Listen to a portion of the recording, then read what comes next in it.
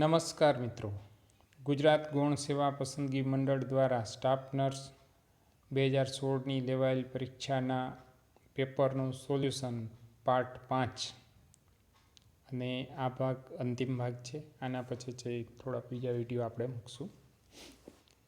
અત્યાર લગી બહુ સારો પ્રતિસાદ છે અને પહેલાં આપણે લગભગ 50 વિડીયો કન્ટિન્યુ મૂકેલા છે અને આ વિડીયોની સાથે ઓલમોસ્ટ આપણી પાસે 100 જેટલા વિડીયો ચેનલ ઉપર છે. એટલે ખાસ આમાં જીએનએમ માટે જ, કેમ કે જીએનએમની એક્ઝામ આવે છે અને એક્ઝામને લક્ષીને છે એ આપણે પેપર વધારે મૂકું છું. બરાબર છે. આપણી સાથે એએનએમ પણ કનેક્ટેડ છે, પણ એ લોકોની અત્યારે પ્રાયોરિટી હું નથી આપતો, કેમ કે અત્યારે પ્રાયોરિટી છે એ જીએનએમ અને બીએસસીવાળા જે સ્ટાફ નર્સની એક્ઝામ આવે છે, એક્ઝામની પ્રાયોરિટીથી આપણે આગળ વધીએ છીએ. તો અહીંયા આજે છે એ 81થી છે એ આગળ આપણે જોશું. The most common cause of maternity mortality in India is obstructive hemorrhage, abortion, સેપ્ટિસેમિયા કે એનિમિયા. તો મિત્રો, આપણે બધાને ખ્યાલ છે એવી રીતનું પોસ્ટપાર્ટમ ઓર એન્ટીપાર્ટમ જે હેમરેજ છે એ હેમરેજ મેઇન કોઝ છે. તો અહીંયા જે આન્સર છે આપણું obstructive hemorrhage is the right answer.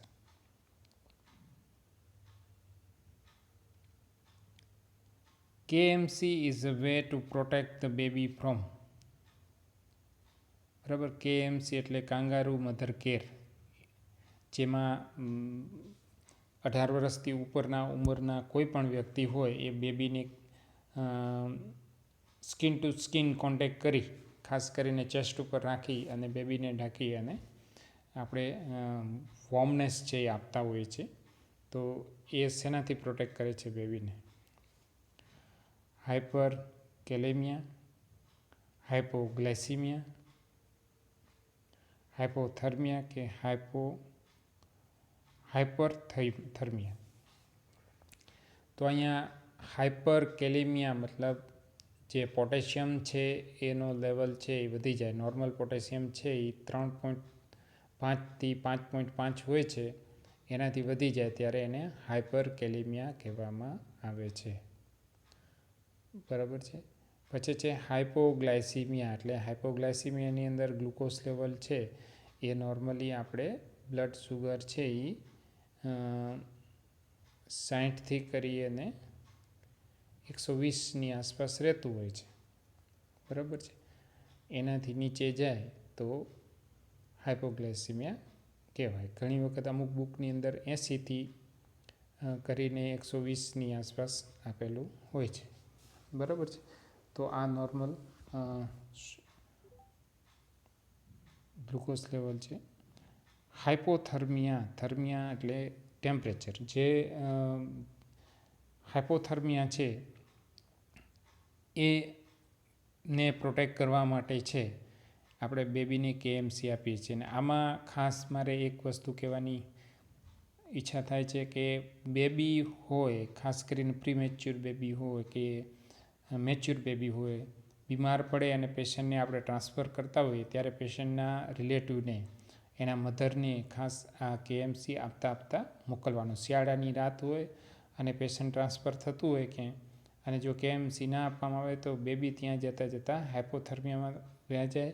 Baby normal હોય, નોર્મલ વોર્ડની અંદર દાખલ કરવા જેવું હોય અને ત્યાં જઈને આઈસીયુમાં અથવા તો ન્યુનેટ આઈસીયુની અંદર પેશન્ટ પહોંચે છે. એટલે હાઇપોથર્મિયા છે જે પ્રોટેક્ટ કરવા માટે KMC આપવામાં આવે છે.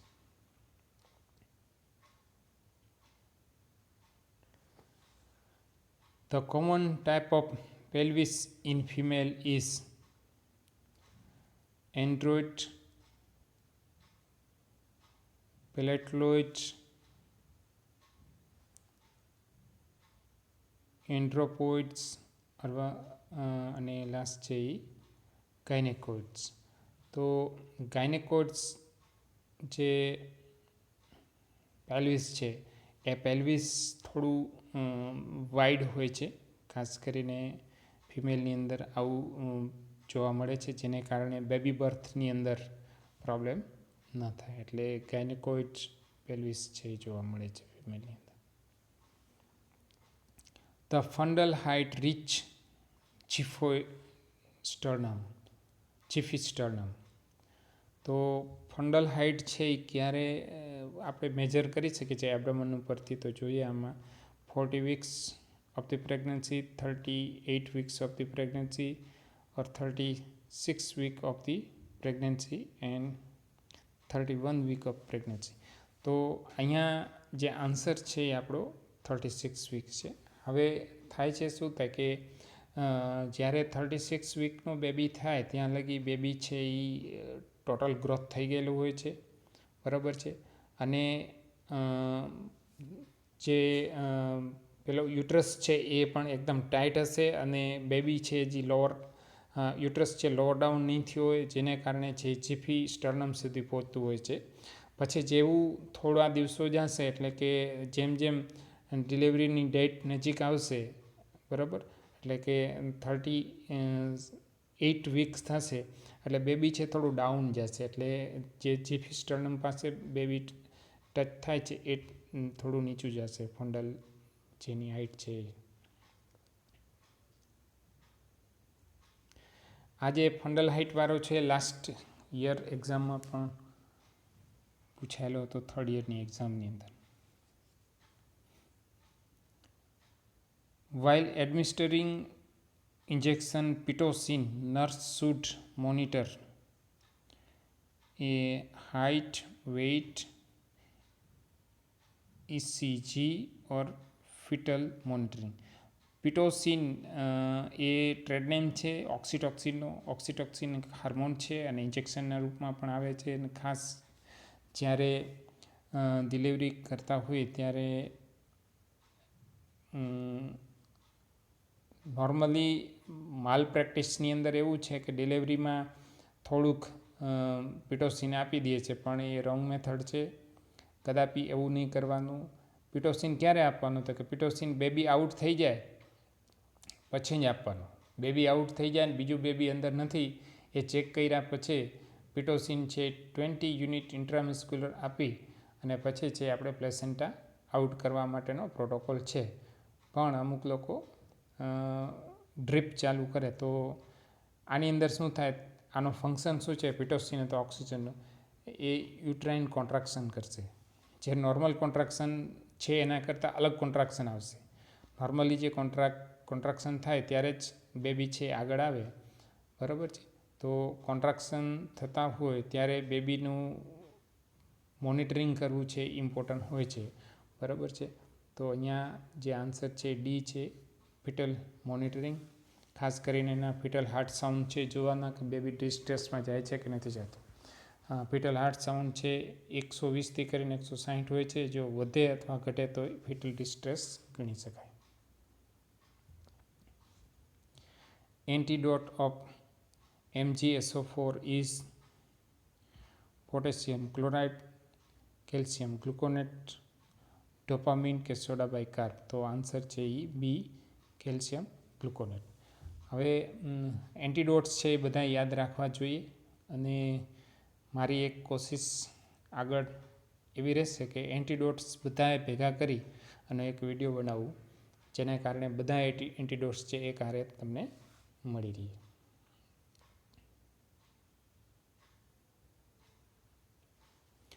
Which of the following contraceptive method avoid for 38-year-old mother of 3 children and smoking pack of cigarette per day? Oral contraceptive, diaphragm, IUCDs અને સર્વાઇકલ કેપ. તો આયુસીડીઝમાં કંઈ આમાં પ્રોબ્લેમ થાય નહીં, ડાયાફ્રામમાં કંઈ એવું પેલું પ્રોબ્લેમ નથી, સર્વાઇકલ કેપમાં પણ પ્રોબ્લેમ નથી. જ્યારે ઓરલ કોન્ટ્રાસેપ્ટિવ છે એ હાર્મોનલ હોય છે અને એજને હિસાબે છે ઇટ શુડ બી એવોઇડેડ. તો ઓરલ કોન્ટ્રાસેપ્ટિવ છે એ ન દેવા જોઈએ. Mrs Sheela's LMP is 5th November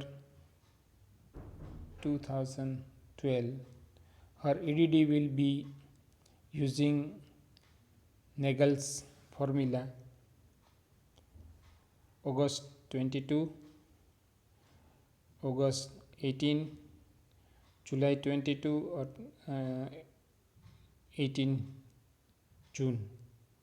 So answer is August 22, 2013. કેમ કે વર્ષ બદલી જશે એન્ડ ઉપર છે એટલા માટે. બરાબર છે. તો આગળ જોઈએ આપણે.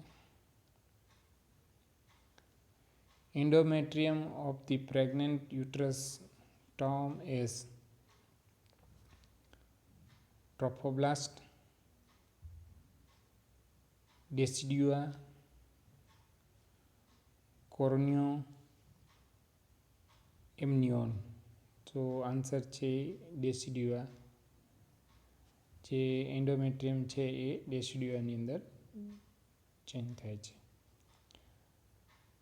Amenorrhea is considered as a sign of pregnancy, death sign of pregnancy, warning sign, danger sign, pre-exceptive sign or all of above.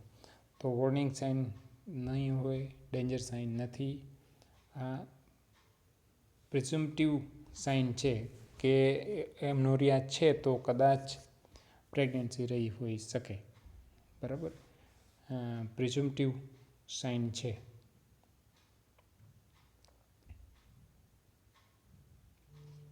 Shrunken frontanel is a sign of dehydration, hydrocephalus, Down syndrome અને Turner syndrome. તો અહીં ખાસ જોઈએ તો શ્રંકન એટલે સંકોચાઈ જવું અથવા જેને પાણી ઓછું થઈ જવું એવું આપણે કહી શકીએ. તો અહીંયા ડિહાઇડ્રેશન આવશે અને હાઇડ્રોકેપેલસની અંદર શ્રંકન નહીં હોય, એ બ્લજિંગ હશે.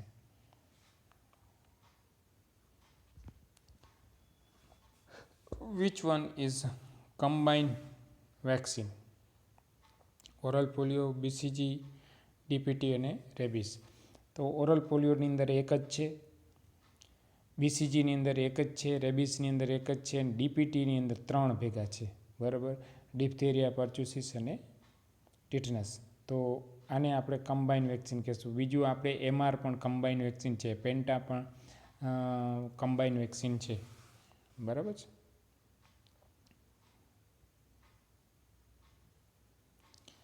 Infant age 6 to 12 months should be given vitamin A solution dose is.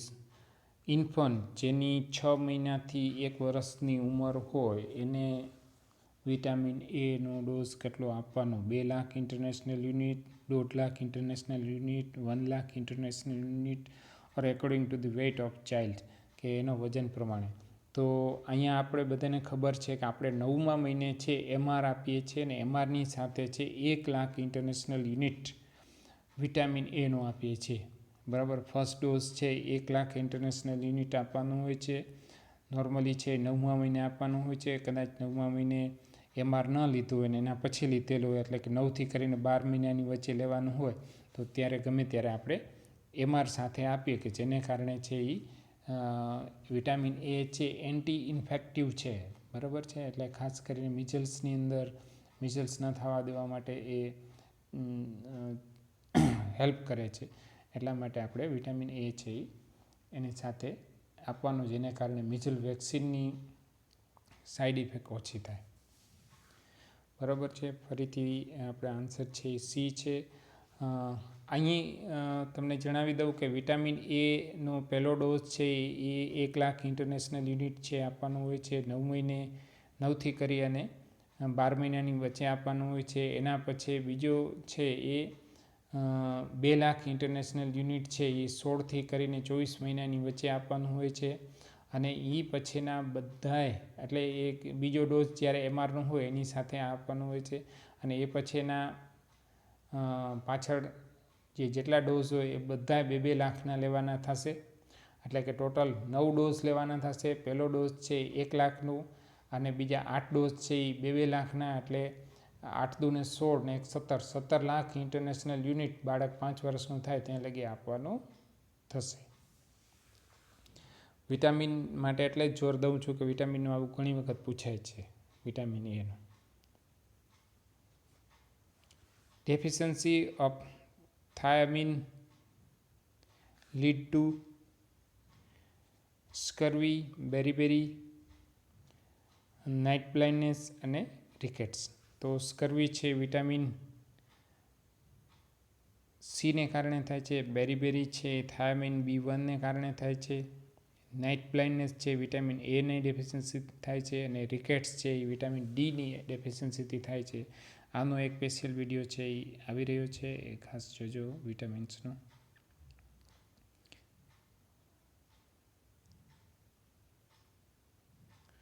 Toddler is a child age of less than 1 year or 1 to 3 years, 3 to 6 year or 6 to 8 year. Toddler છે એ less than 1 year છે એને આપણે infant કહેશું. અને અહીંયા answer છે એ 1 to 3 years. The maximum Apgar score is. Apgar સ્કોરનો વિડીયો આપણે પડ્યો છે, ખાસ જોઈ લેજો. અપસ્ગાર સ્કોર છે એ ડૉક્ટર વર્જિનિયા અપસ્ગારને શોધ કરેલી છે. એ પરથી એપેરન્સ, પી પરથી પલ્સ, જી પરથી ગ્રેપ્સ, એક્ટિવિટી અને રિસ્પોન્સ. બરાબર છે. એ અપસ્ગાર છે એ જોવાનું હોય છે. બાળક જન્મે તરત જ જોવાનો અને 5 મિનિટ પછી જોવાનો. બરાબર. તો 7, 6, 10 કે 8 ટોટલ સ્કોર કેટલો હોય અથવા જે નોર્મલ સ્કોર મેક્સિમમ સ્કોર કેટલો આપે તો કે 10. બરાબર. આ જે APGAR બધેનો 0, 1, 2, 0, 1, 2 એવી રીતના. 0 એટલે બિલકુલ એક્ટિવિટી નહીં, અને જો માઇલ્ડ એક્ટિવિટી હોય તો 1 આપવાનું, ફૂલ એક્ટિવિટી હોય તો. દાખલા તરીકે એપેરન્સ છે એ પિંક કલરનું હોય તો 2 આપવાનું, અને બ્લુ કલરનું હોય તો 1 આપવાનું. એવી રીતનું કરીને આપણે એનો સ્કોરિંગ છે કરવાનો હોય છે.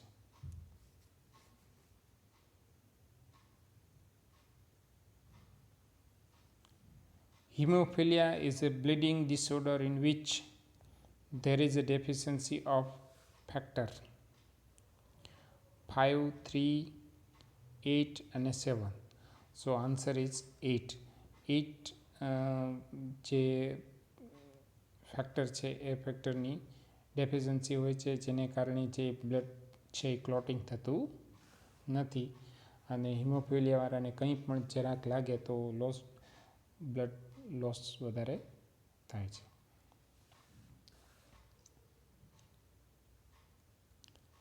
Which supplement should be given with measles vaccination? Vitamin A, B complex, vitamin K અથવા D. તો હમણાં જ આપણે આગળ જોયું કે વિટામિન A છે એની આપણે ચર્ચા કરેલી, તો એ ક્વેશ્ચન પણ આવી ગયેલો છે કે વિટામિન A છે એ મિઝલ્સ વેક્સિનની સપ્લિમેન્ટરી તરીકે આપવામાં આવે છે, જેને કારણે મિઝલ્સની વેક્સિનની સાઈડ ઇફેક્ટ ઓછી થાય. બરાબર છે મિત્રો. આપણે આગળ વધી રહ્યા છીએ. ખાસ મિત્રોને જોડતા રહેજો. અને આ વિડીયો આપણી એન્ડ તરફ વધી રહ્યા છીએ. Choice of treatment for pathological jaundice is steroid therapy, phototherapy, oxygen therapy કે એક્સચેન્જ બ્લડ ટ્રાન્સફ્યુઝન્સ. તો અહીંયા જે છે એ સ્ટીરોઇડ થેરાપી આવશે. જ્યારે પેથોલોજીકલ જોન્ડિસ હોય ત્યારે ટ્રીટમેન્ટમાં સ્ટીરોઇડ થેરાપી આપવાનું થાય છે. Normally the umbilical cord contain dash arteries. તો અમ્બેલિકલ કોર્ડની અંદર 3 વેસલ હોય છે, 2 આર્ટરીઝ હોય છે અને 1 વેઇન હોય છે. બરાબર. 4, 2, 1 or none. તો અહીંયા બી છે 2 ઇઝ આન્સર. મિત્રો, આપ લોકોનો ખૂબ ખૂબ આભાર. આપ લોકો વિડીયોને ખૂબ જ શેર કરેલો છે અને ઘણા લોકોએ જોયેલો છે. ખાસ જે સ્કોરિંગ છે વિડીયોના એ સારા છેલ્લા આ 5 વિડીયોના સારા રહ્યા છે. હજી જ્યારે જરૂર લાગે ત્યારે જોતા રહેજો અને કોમેન્ટ કરવાનો ટાઈમ ન મળે તો લાઈક જરૂર કરજો. બરાબર છે. ફરી આગળ છે એ આપણે વિટામિન્સના વિડીયોમાં મળશું.